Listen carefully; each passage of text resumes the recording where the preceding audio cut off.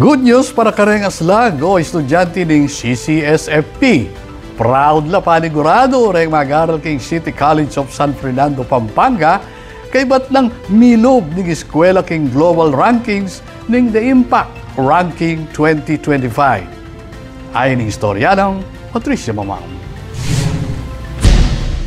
Official yang kayabe ing City College of San Fernando, Pampanga o CCSFP king Times Higher Education o The Impact Rankings 2025. Makikilala kareng institusyon na makibat king United Nations Sustainable Development Goals.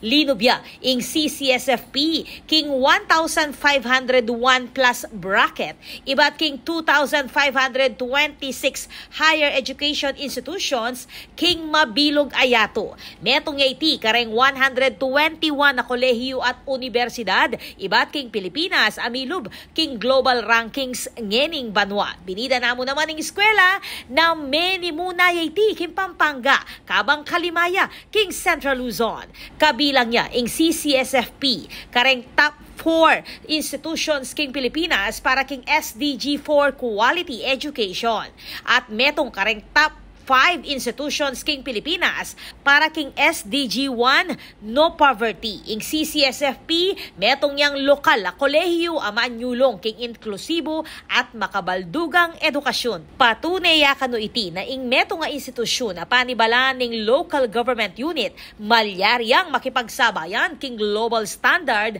kapamilatan ning makataong serbisyo, pamanuro at research na kapag nasa napakibatan lareng isyong pang-komunidad. Ako po, Patricia Mamangon para king News Force Pampanga. Balitang tutuking balen, susuyo.